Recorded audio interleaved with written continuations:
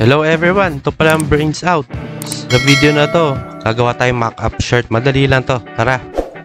Okay, umpisa natin. Mag-open tayo nung mock-up nung template natin t-shirt. Ito yon. Lagay ko na lang sa description kung saan ko siya na-download para ma-download nyo rin. So, ito siya. So, Vaccord screen printing, may logo. Siguro sa kanya galing. Thank you sa kanya. So, una, erase muna natin yan, no? Kasi hindi natin kailangan yan. Tapos, lalagyan na natin ng kulay yung shirt gamit tong button na to sa baba. Tapos, select mo photo filter. Tapos, ngayon, yung density, taasan natin. Ayan, mga 97. O, ikaw, kung ano gusto mo. Ngayon, black t-shirt ang gagawin natin. So, ito siya, okay. Ngayon, ito na yung t-shirt natin black. Ngayon, save natin siya. Save as. I-rename natin, no? Mock-up. Okay. Save. Okay, nakasave na siya. Ngayon, merong tinatawag na effects si Photoshop na sa filter, distort at displace. Ayun yung magbibigay ng parang konting realistic dun sa mock-up design mo. So, mamaya, gawin natin yan. Open muna natin yung design na gusto nating ilagay dyan. So, ito yung napili kong design na ilalagay. Itong Oni Warrior. Ito yung design na napili natin. Okay. So, ngayon, gagawa na tayo ng file para sa displacement. So, kailangan kasi niya ng isang PSD file para dun sa effects na displacement. So, to do that, kailangan din i-merge to. I-click mo lang yung dalawa, hold shift, tapos click mo. Ngayon, right click. Ngayon, merge layers natin. Ngayon, na-merge na siya. Ngayon, kailangan ko muna siya i-adjust. Ito, image adjustments, tapos levels. Kakailanganin ko yung mga wrinkles na yan, no? Na i-enhance natin.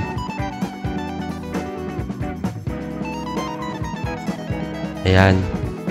Ayan. So, lapitan natin, no? Ayan, medyo grainy na siya kasi dahil sa pag-adjust nung highlights tsaka shadows and midtones niya. So, ayaw natin tong mag-grainy na to or magaspang. So, gagamit natin filter, blur, Gaussian blur. Tapos, adjust natin, no? Yung para hindi kita yung pagka-gaspang niya. So, ito mga ganito. Ikaw, adjust mo lang sa gusto mo.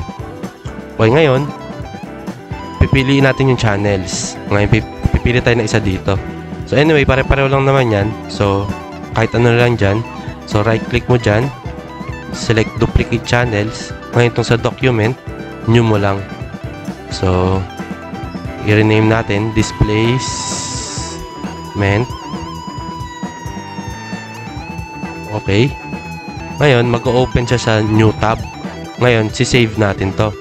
Kasi kanina nga, sabi natin sa displacement, kailangan natin ng file.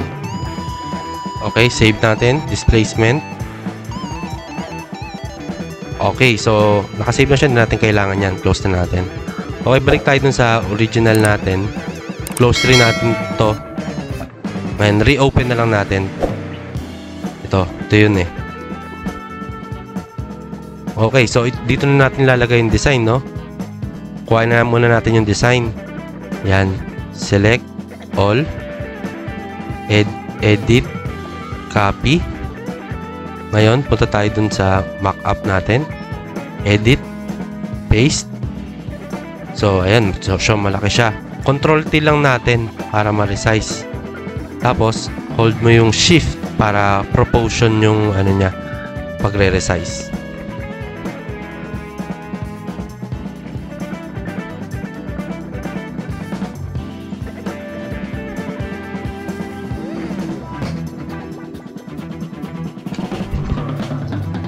Okay na ako sa ganito. So, duplicate natin.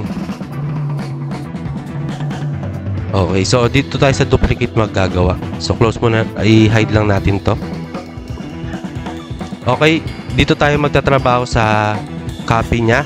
Ayan yung i-displace natin na filter. So, gamit ang filter, distort, displace. So, ito yung effects na bibigay na parang realistic siya, no? So, displays. Ngayon, ito adjust mo to. 5.5 or 10.10, okay. Sa akin, 10.10 or 5.5 okay sa akin. So, adjust mo lang kung anong likings mo or ano yung gusto mo. So, hit OK.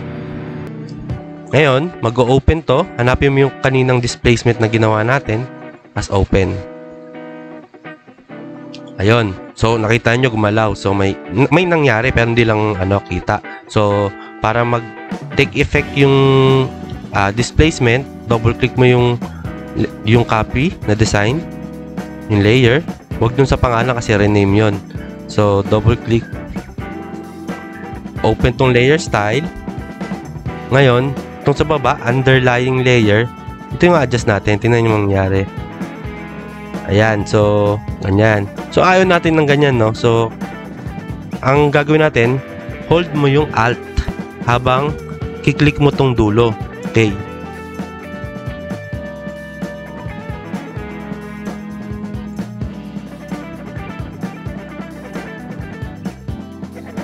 Okay, nakita nyo ba yon? So, lapitan natin yung screen or lakihan natin yung...